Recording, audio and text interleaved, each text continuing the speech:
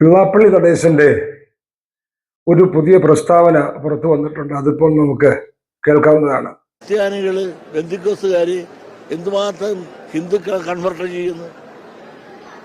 അത് വീടുകളാണ്. ഇത് ഒരെണ്ണത്തിന്റെ കാര്യമല്ലേ, എത്രയോ കുടുംബങ്ങളാണ്. അതുകൂടെ പുള്ളി പറഞ്ഞിരുന്നെങ്കിൽ എനിക്കൊരു ബാലൻസ് ഉണ്ടായിരുന്നു. അത് പറഞ്ഞില്ല. ഇത് ആരെ സൂചിപ്പിക്കാൻ? ക്രിസ്ത്യാനികളെല്ലാം അങ്ങനെ ചെയ്യുന്നില്ല. ക്രിസ്ത്യൻ വിഭാഗത്തിലെ ബന്ധുക്കോസ് വിഭാഗങ്ങൾ പണം മുടക്കി ഹിന്ദുക്കളെ സാർവത്രികമായി കൺവെർഷൻ നടത്തിക്കൊണ്ടിരിക്കുന്നു. SNDP യോഗത്തിന്റെ പരമാധ്യക്ഷനായ ജനറൽ സെക്രട്ടറിയായ വെള്ളാപ്പള്ളി നടേശൻ അദ്ദേഹം ചിലപ്പോഴൊക്കെ ചില തമാശകളൊക്കെ പൊട്ടിക്കാറുണ്ട്. അത് ഒന്ന് പറയും, പിന്നൊന്ന് മാറ്റി പറയും, പിന്നെ വേറൊന്ന് പറയും, പിന്നെ മറ്റൊന്ന് പറയും. അത് അദ്ദേഹത്തിന്റെ ഒരു സ്ഥിരം ശൈലിയാണ്. അദ്ദേഹം ഒരു അപകടകാരിയാണ് എന്നൊരു തോന്നലൊന്നും എനിക്കുണ്ടായിട്ടില്ല. പിന്നോക്ക ജനവിഭാഗത്തിൽ ജനിച്ചു വളർന്ന് വളരെ ഉന്നതനായ ഒരു മനുഷ്യനായി മാറിയ ആളാണ് അദ്ദേഹം. വലിയ ബിസിനസ്മാനാണ്. SNDP യോഗം എന്ന് പറയുന്നത് കേരളത്തിലെ ഏറ്റവും വലിയ സമുദായ സംഘടനയാണ്. അതിന്റെ ജനറൽ സെക്രട്ടറിയാണ് അദ്ദേഹം. അദ്ദേഹം ചിലപ്പോഴൊക്കെ ഇങ്ങനെ ഓരോന്ന് പറയാറുണ്ട്. നമ്മൾ അതോർത്ത് വ്യാകുലപ്പെടേണ്ട കാര്യമൊന്നുമില്ല. ഞാനിത് പറയാൻ കാര്യം, അദ്ദേഹം പെന്തിക്കോസ്റ്റ് കമ്മ്യൂണിറ്റിയെ കുറിച്ച് പറഞ്ഞ ഒരു പ്രസ്താവനയുമായി ബന്ധപ്പെട്ട് കുറച്ചാളുകൾ ക്രൈസ്തവ ചിന്തന ഓഫീസിലേക്ക് വിളിക്കുകയും ഒരു വിശദീകരണം നൽകുകയും ചെയ്യണമെന്ന് ആവശ്യപ്പെടുകയുണ്ടായി. അപ്പൊ അതിൽ ഞാനത് കേട്ട് കഴിഞ്ഞപ്പോൾ എനിക്ക് വലിയ പുതുമയൊന്നും തോന്നിയിട്ടില്ല. കാരണം പെന്തക്കോസ്തുകാരെ കുറിച്ച് എപ്പോഴും എക്കാലത്തും പറഞ്ഞു കേൾക്കുന്ന ഒരു ആരോപണമാണ് ആളുകളെ മാനസാന്തരപ്പെടുത്തുന്നു, ക്രിസ്ത്യാനികളാക്കി മാറ്റുന്നു, മതപരിവർത്തനം നടത്തുന്നു, പണവും കഞ്ഞിയും കൊടുത്ത് ക്രിസ്ത്യാനികളാക്കുന്നു എന്നൊക്കെ പറഞ്ഞ കാലാകാലങ്ങളിലായി നമ്മൾ കേൾക്കുന്ന ഒരു സ്ഥിരം പല്ലവിയായത്. അതിന് എതിരെ ഒരു കേസോ ഒരു അന്വേഷണമോ ഒരു പരാതി ഇന്നുവരെ കേരളത്തിൽ ചരിത്രത്തിൽ ഉണ്ടായിട്ടില്ല. വെറുതെ ഇങ്ങനെ ഓരോന്നൊക്കെ പറയുകയാണ്. അതുപോലെയുള്ള ഒരു പ്രസ്താവനയായി മാത്രം നമ്മൾ ശ്രീ വെള്ളാപ്പള്ളി നടേശന്റെ ഈ പ്രസ്താവനയെ കണ്ടാൽ മതിയാകും. അദ്ദേഹം BJPക്കെതിരായിരുന്നു പണ്ട്. BJP വർഗീയ കക്ഷിയാണ്, അത് മുന്നോക്ക ജനവിഭാഗങ്ങളുടെ കക്ഷിയാണ്, അതിനകത്ത് പിന്നോക്കക്കാർക്ക് നീതിയൊന്നും ലഭിക്കാൻ പോകുന്നില്ല എന്ന് പറഞ്ഞ് BJPയെ ഒരു സവർണ കക്ഷിയായി മുദ്രകുത്തി പുറത്ത് മാറ്റി നിർത്തിയിരുന്നു ഒരു കാലത്ത് അദ്ദേഹം BJP. പിൽക്കാലത്ത് നമ്മൾ കണ്ടത് അധികാരത്തിന് വേണ്ടിയാണോ എന്താണോ എന്ന് എനിക്കറിയില്ല, അദ്ദേഹത്തിന്റെ മകനും കുറെ ആളുകളെല്ലാം കൂടെ ചേർന്ന് BJDS രൂപീകരിച്ചു. അദ്ദേഹവും അദ്ദേഹത്തിന്റെ പ്രിയ പത്നിയുമായി പ്രധാനമന്ത്രി ശ്രീ നരേന്ദ്രമോദിയെ കാണുവാൻ ഡൽഹിയിൽ പോയി. അതൊക്കെ നമ്മൾ ചിത്രങ്ങളിലൂടെ കാണുകയൊക്കെ ചെയ്തതാണ്. അപ്പോൾ ആദ്യം BJPയെ വർഗീയ കക്ഷി എന്ന് പറഞ്ഞു, പിന്നെ BJPയുടെ തോളിൽ കൈയിട്ടു, അവരെ ജനാധിപത്യ കക്ഷിയാക്കി മാറ്റി എന്ന് വേണം കരുതാൻ. അധികാരത്തിന് വേണ്ടി മറ്റാണോ എന്ന് ഞാൻ പറയുന്നില്ല. ഏതായാലും അദ്ദേഹത്തിന്റെ മകൻ നേതാവായ BDS എന്ന ഒരു കക്ഷിയെ രൂപപ്പെടുത്തിക്കൊണ്ട് BJPയിലേക്ക് ചേക്കുകയുണ്ടായി. പിൽക്കാലത്ത് അദ്ദേഹത്തിന്റെ മകൻ കേന്ദ്രമന്ത്രിയാകാൻ പോകുന്നു എന്നൊക്കെ പറഞ്ഞു കേട്ടു. പക്ഷെ BJP അതൊന്നും ചെവിക്കൊണ്ടതായി തോന്നിയില്ല. പത്രപ്രസ്താവനകളാക്കി ആയിരിക്കാം ചിലപ്പോൾ. ഏതായാലും അതിനുള്ള ശ്രമം നടത്തിയിട്ടുണ്ടാകുമെന്ന് എനിക്ക് തോന്നുന്നു. പിന്നെ അദ്ദേഹം പിണറായി ഇരട്ടച്ചങ്കൻ എന്ന് പറഞ്ഞ പ്രസ്താവന ഒരിക്കൽ പുറപ്പെടുവിച്ചു. നമുക്ക് ഓർമ്മയുള്ള കാര്യമാണ്. പത്രങ്ങളൊക്കെ അത് വളരെ നന്നായി റിപ്പോർട്ട് ചെയ്തതാണ്, പിണറായി ഇരട്ടച്ചങ്കൻ. പക്ഷെ പിണറായിയുടെ ഭരണം മോശമാണെന്ന് പിന്നെ അദ്ദേഹം ഒരിക്കൽ പറയുകയുണ്ടായി, മാറ്റി പറഞ്ഞു. ബിഷപ്പന്മാരൊക്കെ നല്ല മനുഷ്യരാണെന്നും ക്രിസ്ത്യാനികൾ നല്ല മനുഷ്യരാണെന്നും ബിഷപ്പന്മാരോടൊന്നൊക്കെ എനിക്ക് വലിയ സ്നേഹമാണെന്നൊക്കെ പറഞ്ഞ പ്രസ്താവനകളും നമ്മൾ കേട്ടിട്ടുണ്ട്. തിരിച്ചും അദ്ദേഹം പറഞ്ഞിട്ടുണ്ട്. ഇസ്ലാമിന് അനുകൂലമായ സംസാരം അദ്ദേഹം നടത്തിയിട്ടുണ്ട്, എന്നാൽ ഇസ്ലാമിനെതിരെയും സംസാരിച്ചിട്ടുണ്ട്.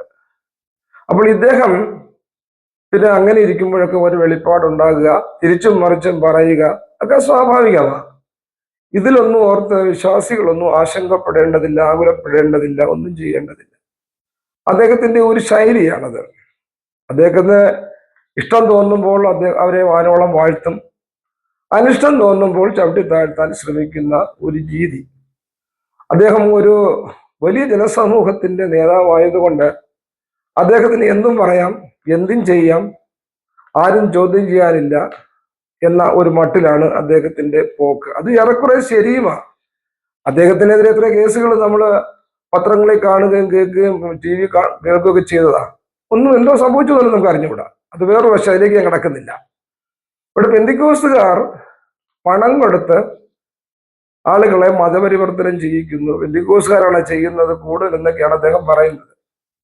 ഈ നമ്മളൊരു ആരോപണം ഉന്നയിക്കുമ്പോൾ അത് ഇന്നാരെ ആണ് പണം കൊടുത്തത്, ഇന്നാരത് കൈപ്പറ്റി, ഇത്ര പേരെ അങ്ങനെ മാനസാന്തരപ്പെടുത്തി എന്നൊരു കണക്കും ഒരു വ്യക്തതയും ഒക്കെ ഉള്ള ഒരു പ്രസ്താവനയാണ് ഇരുത്തം എന്ന ഒരു സാമൂഹ്യ രാഷ്ട്രീയ നേതാവിന് വേണ്ടത്. ഇത് പനയോലയിൽ ഈ ശുനകൻ മൂത്രം ഒഴിച്ചതുപോലെ ഗർന്ന് എന്തോ പറഞ്ഞു പോകും അദ്ദേഹം. അത് സ്ഥിരം അദ്ദേഹത്തിന്റെ ശൈലിയാണ്. അതിന്റെ അർത്ഥം നമ്മൾ വിശ്വാസികൾ ആഗ്രഹപ്പെടേണ്ട കാര്യമൊന്നുമില്ല. ഒരു ആരോപണം പറയുമ്പോൾ അത് കൃത്യമായിരിക്കണം. ഇന്നാർക്ക് പണം കൊടുത്തു എന്ന് പറയണം, ഇന്നാരെ പെന്തിക്കോസ്തുകാർ പിടിച്ച് വെള്ളത്തിൽ മുക്കിയെന്ന് പറയണം. അത് പറയാൻ കഴിയാതെ എന്തോ ഏതോ ഒരു ജൽപ്പനം ചെയ്ത് വന്നിരുന്ന് പറയുന്ന ഒരു രീതി ശ്രീ വെള്ളാപ്പള്ളി നടേശനെ പോലെയുള്ള ഒരു വലിയ നേതാവിന് ഭൂഷണമല്ല. ദൈവത്തെ ഓർത്ത് ഇനിയെങ്കിലും താങ്കൾ ഈ പ്രസ്താവന നിർത്തണം, അല്ലെങ്കിൽ തെളിയിക്കാൻ ബാധ്യസ്ഥരാകണം. ഞാൻ മനസ്സിലാക്കിയിടത്തോളം അദ്ദേഹത്തിന് ഇടയ്ക്കിടെ കൈയടി കിട്ടുന്ന എന്തെങ്കിലും ഒരു പ്രസ്താവന സമൂഹത്തോട് പറയണം എന്ന് ആഗ്രഹിക്കാറുണ്ടെന്ന് എനിക്ക് തോന്നുന്നു. കാരണം ദീർഘനാളിപ്പോ നാളെ അദ്ദേഹം പത്രക്കാരോട് സംസാരിച്ചിട്ടും തോന്നുന്നു അദ്ദേഹം പറയുന്നത് ആവേശപൂർവ്വം ഞാൻ ശ്രദ്ധിക്കാറുണ്ട്. ചിലതൊക്കെ കാര്യമാണെന്നും എനിക്ക് തോന്നിയിട്ടുണ്ട്, ഒക്കെ നല്ല കാര്യം. പക്ഷെ അടുത്ത നാളിലൊന്നും അങ്ങനെ പുതിയ പ്രസ്താവനകൾ പുറപ്പെടുവിക്കുകയോ ടെലിവിഷൻ ചാനലിന് മുമ്പിൽ പ്രത്യക്ഷപ്പെടുകയോ ചെയ്തായി കാണുന്നില്ല. പ്രായത്തിന്റെ ആധിക്യം അദ്ദേഹത്തിന്റെ സംസാരത്തിലും നിഴലിച്ചു കാണുന്നുണ്ട്. അതുകൊണ്ട് എനിക്ക് അദ്ദേഹത്തോട് പറയാനുള്ളത്, ഗുരുവചനങ്ങൾ, ശ്രീനാരായണൻ ഗുരുവിന്റെ മഹത് വചനങ്ങൾ ജീവിതത്തിൽ പ്രായോഗികമാക്കാൻ ശ്രമിക്കുക. അന്ധവിശ്വാസങ്ങളും അനാചാരങ്ങളും മേൽജാതികളുടെ പീഡനങ്ങൾ ഏറ്റുവാങ്ങിയ ഒരു സമൂഹമാണ് ഈഴവ സമൂഹം. അതിനെതിരെ പടവാള എന്നയാളാണ് ശ്രീനാരായണ ഗുരു. അദ്ദേഹം അതുകൊണ്ടാണ് പറഞ്ഞത്, മതം ഏതായാലും മനുഷ്യൻ നന്നായാൽ മതി, ജാതി മതമൊന്നും നമുക്ക് വേണ്ട എന്നാണ് അദ്ദേഹം പറഞ്ഞത്. അതിനിടയ്ക്ക് കയറി ഈ മതരാഷ്ട്രീയം, ഈ മതത്തെക്കുറിച്ചുള്ള ഈ ആവശ്യമില്ലാത്ത വായിൽ വരുന്ന തോന്നുന്നത് പറഞ്ഞ് മതവിദ്വേഷം പരത്തുന്ന ഈ പ്രസ്താവനകൾ അദ്ദേഹത്തിന് ഒട്ടും ചേർന്നതല്ല എന്ന് ഞാൻ ഇസം പറഞ്ഞുകൊള്ളട്ടെ. അദ്ദേഹത്തിന് ഗുരുവിന്റെ ശിഷ്യനാണ് അദ്ദേഹം.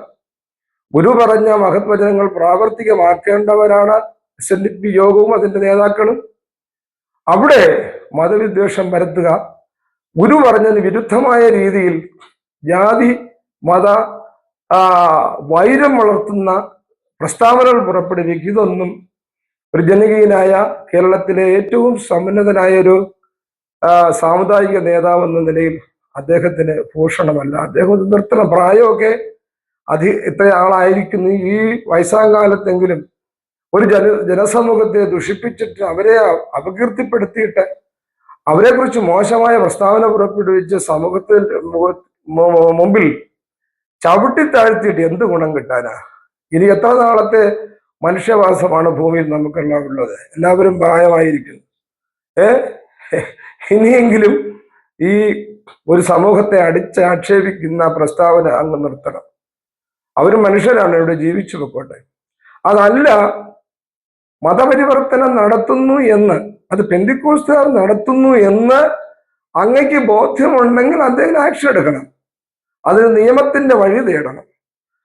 ഗവൺമെന്റ് ഇവിടെ ഉണ്ട്, നീതിന്യായ കോടതിയുണ്ട്, പോലീസ് സംവിധാനങ്ങളൊക്കെ നമുക്കുണ്ടല്ലോ. ആ വഴിക്ക് പോയിട്ട് അതേക്കുറിച്ച് ഒരു അന്വേഷണം നടത്താനോ കുറ്റവാളികൾ ഉണ്ടെങ്കിൽ കണ്ടെത്താനോ താങ്കൾ ശ്രമിച്ചോളൂ. ഇവിടെ ആർക്കും പരാതിയൊന്നുമില്ല. പക്ഷേ ആരോപണം ഉന്നയിക്കുമ്പോൾ ഒരു സമൂഹത്തെ അടച്ചാക്ഷേപിക്കരുത്. ഇവിടെ പെന്തിക്കോസ്തുകാരും പണം കൊടുത്ത് മതപരിവർത്തനം നടത്തുന്നവരല്ല. യേശുക്രിസ്തുവിലൂടെയുള്ള ആത്മരക്ഷ, മനുഷ്യന് മോക്ഷം നേടാൻ ക്രിസ്തുവാണ് ഏക വഴി എന്ന് പറയുന്ന ഒരു തീവ്രമായ വിശ്വാസം പുലർത്തുന്ന ഒരു കമ്മ്യൂണിറ്റിയാണ് പെന്തിക്കോസ്തുകാർ. അത് അന്നും പറയും, ഇന്നും പറയും, എന്നും പറയും, നാളെയും പറയും. അത് അവരുടെ ഡ്യൂട്ടിയാണ്. യേശു ക്രിസ്തുവിൽ വിശ്വസിച്ചെങ്കിൽ മാത്രമേ മോക്ഷം പ്രാപിക്കുകയുള്ളൂ. അതിനെന്താ തെറ്റ്? ഇഷ്ടമുള്ളവർ വിശ്വസിച്ചോട്ടെ, ഇഷ്ടമുണ്ടെങ്കിൽ വിശ്വസിക്കുന്നില്ല. ലോകമെമ്പാടുമായി കോടിക്കണക്കിന് വിശ്വാസികളുള്ള ഒരു സമൂഹമാണ് ബന്ധുക്കോസ്തുകാരും. 10-60 കോടി ജനങ്ങൾ ലോകവ്യാപകമായി ഉണ്ടെന്നാണ് ഏകദേശ കണക്ക്. അവരിപ്പോഴും തുടർന്നുകൊണ്ടേയിരിക്കുകയാണ്. അതിൽ പണം കൊടുത്തോ പ്രലോഭനം നൽകിയോ മറ്റെന്തെങ്കിലും പാരിതോഷികങ്ങൾ നൽകിയോ ഒരുവനെ മറ്റൊരു മതത്തിൽ നിന്ന് പെന്തിക്കോസ്ത് ക്രിസ്ത്യാനിത്വത്തിലേക്ക് കൊണ്ടുവന്നു എന്ന് ഒരു തെളിവും ആർക്കും പറയുവാൻ കേരളത്തിലാവില്ല. അങ്ങനെ ഉണ്ടെങ്കിൽ തെളിവോടുകൂടെ അതിനുള്ള ആക്ഷൻ എടുക്കാൻ ഞങ്ങൾ തയ്യാറാകണം. അതല്ല എങ്കിൽ ആവശ്യമില്ലാതെ ഇതിനെ കാടടച്ച് വെടിവെക്കരുത്. പറയുന്നതിന് കഴമ്പ് വേണം, സത്യസന്ധത വേണം, നീതിബോധം വേണം. ആർക്ക് ആര് എപ്പോൾ എവിടെ വെച്ച് എങ്ങനെ കൊടുത്തു ആരെ വിശ്വാസത്തിൽ കൊണ്ടുവന്ന് തെളിയിക്കങ്ങ്. അതിന് കഴിയുന്നെങ്കിൽ ബഹുമാനപ്പെട്ട വെള്ളാപ്പള്ളി സാറിനോട് പറയാനുള്ളത്, ഇനിയെങ്കിലും സമൂഹത്തിന് നന്മ മാത്രം ചെയ്ത് ജീവിക്കുന്ന ഈ സമൂഹത്തെ കരിവാരി തേക്കുവാൻ, അവരെ അപകീർത്തിപ്പെടുത്തുവാനുള്ള ഒരു വാക്കുകളും അങ്ങയുടെ വായിൽ നിന്ന് ദൈവത്തെ ഓർത്ത് വരരുത്. കാരണം പെന്തിക്കോസുകാരും മദ്യപിക്കാറില്ല, പെന്തിക്കോസുകാരും കൊലക്കേസിൽ പ്രതിയായിട്ടില്ല, പെന്തിക്കോസുകാരും ബസ്സിൽ അള്ളുവെക്കാറില്ല, സമരം നടത്താറില്ല, പിക്കറ്റിംഗ് നടത്താറില്ല, ഗവൺമെന്റിന്റെ തലവേദന ഉണ്ടാകുന്ന ഒരു പരിപാടിയും ചെയ്യാറില്ല, വാറ്റുചാരാകം ഉണ്ടാകാറില്ല, ലഹരി മരുന്ന് വിൽപ്പനയും ഞങ്ങളുടെ ഇടയിൽ ഇല്ല. ആരെങ്കിലും മദ്യപിച്ചു എന്ന് പറഞ്ഞാൽ അവരെ ശാസിക്കുകയും വീണ്ടും വീണ്ടും അവരത് ചെയ്ത് ആ തെറ്റിലേക്ക് പോയാൽ സഭയിൽ നിന്ന് പുറത്താക്കുകയാണോ ചെയ്യുന്നത്. അത്രമാത്രം സംശുദ്ധമായ വൃത്തിയോടെ കാര്യങ്ങൾ ചെയ്യണമെന്ന് ആഗ്രഹിക്കുന്ന, ഒരു പാവപ്രവൃത്തികളിലും മുഴുകാതെ മാനം മര്യാദയായി ജീവിക്കുന്ന ആളുകൾക്ക് മെമ്പർഷിപ്പ് കൊടുക്കുന്ന ഒരൊറ്റ സഭയാണ് കേരളത്തിലെ പെന്തിക്കോസ് സഭകൾ. കത്തോലിക്കരുടെ മദ്യവർജനത്തിനെതിരെയുള്ള അവരുടെ സമരങ്ങളെ കുറിച്ച് ഞാൻ അംഗീകരിക്കുന്നില്ല. കാരണം പള്ളികളിൽ മദ്യം കുടിക്കുന്നവരെ തിരുത്താനും അവരെ ശിക്ഷിക്കാനും സഭ തയ്യാറായാൽ ഒരുവനും മദ്യം പിന്നെ കുടിക്കുകയില്ല. ബൈബിളിലും അങ്ങനെ തന്നെയാണ്, മദ്യം പാടില്ല എന്ന് ബൈബിൾ വ്യക്തമാക്കുന്നത്. അപ്പോൾ ഞാൻ പറഞ്ഞത്, ഇത്രമാത്രം സമൂഹത്തിന് നന്മ ചെയ്യുകയും രാഷ്ട്രത്തിന് തലവേദന ഉണ്ടാക്കാത്തതുമായ സമാധാനകാംക്ഷികളായ സമാധാന ജീവിതം നയിക്കുന്ന ഈ പാവം സമൂഹത്തെ ഇങ്ങനെ ഇടയ്ക്കിടയ്ക്ക് താങ്കൾ അപകീർത്തിപ്പെടുത്തുന്ന രീതിയിൽ അവരെ കുറ്റപ്പെടുത്തി അവരെ കളിയാക്കുന്ന രീതിയിൽ സംസാരിക്കരുത് എന്ന് അഭ്യർത്ഥിക്കുകയാണ്. ഒരു കാര്യം കൂടെ പറയാം, പെന്തിക്കോസ്തുകാരോട് ഇതെല്ലാം പറഞ്ഞാലും പ്രാർത്ഥനയോടെ അവർ ശ്രദ്ധയോടെ കേട്ടിരിക്കും, പ്രതികരിക്കത്തില്ല, തിരിച്ചു തെറി വിളിക്കത്തില്ല, പത്രസമ്മേളനം നടത്തത്തില്ല, കേസില്ല, വെക്കാറില്ല, ബഹളമല്ല, ഒന്നുമില്ല. അതുകൊണ്ടാണ് സമൂഹത്തിനിടയിലുള്ളവർക്കെല്ലാം കൊട്ടാനുള്ള ഒരു ചെണ്ണയായി പെന്തിക്കോസ്ത് സമൂഹം നിലനിൽക്കുന്നത്. പ്ലീസ് നടേശൻ സാറേ, ഇനിയെങ്കിലും നിങ്ങൾ ഈ കമ്മ്യൂണിറ്റിയെ കുറിച്ച് പഠിക്കണമെന്ന് ആഗ്രഹമുണ്ടെങ്കിൽ നിങ്ങൾ പറയുന്നിടത്ത് വന്ന് നിങ്ങളോട് സംസാരിക്കാൻ ഞങ്ങൾ തയ്യാറാണ്. ഇനിയെങ്കിലും പെന്തിക്കോസ്ത് സമൂഹത്തെ നിങ്ങൾ വിട്ടുകളയണം എന്ന് വിനീതമായി അഭ്യർത്ഥിക്കുന്നു. ദൈവം താങ്കളെ അനുഗ്രഹിക്കുവാനാകട്ടെ. മോഡിയുടെ വായിൽ ഭക്ഷണമായി അകപ്പെട്ടിരിക്കുന്ന നടേശൻ വിചാരിക്കുന്നത് മോഡി ധരിക്കും സംവരണമെന്ന ഭക്ഷണം കൊണ്ടുവന്ന് തരുമെന്നാണ്. ഇത് കാണുമ്പോൾ ഗുരുദേവൻ ദൈവദശകത്തിന്റെ അവസാന വരിയിൽ പറഞ്ഞതുപോലെ, ആഴണം വാഴണം സുഖം. പിന്തിരിപ്പൻ ജനവിരുദ്ധ കൂടാരങ്ങളിലേക്ക് SNDP യോഗത്തെ ആട്ടിക്കൊണ്ടുപോകുവാൻ ശ്രമിച്ച ചില നേതാക്കന്മാർ ആ പ്രസ്ഥാനത്തിൽ ഉണ്ടായിരുന്നിട്ടുണ്ട്. ചരിത്രത്തിന്റെ കൊട്ടയിലേക്ക് അവർ വലിച്ചെറിയപ്പെടുകയും ചെയ്തിട്ടുണ്ട്. നരേശ കുടുംബ യോഗക്കാരും ഈ പാഠം ഉൾക്കൊണ്ടാൽ അവർക്ക് നന്മ.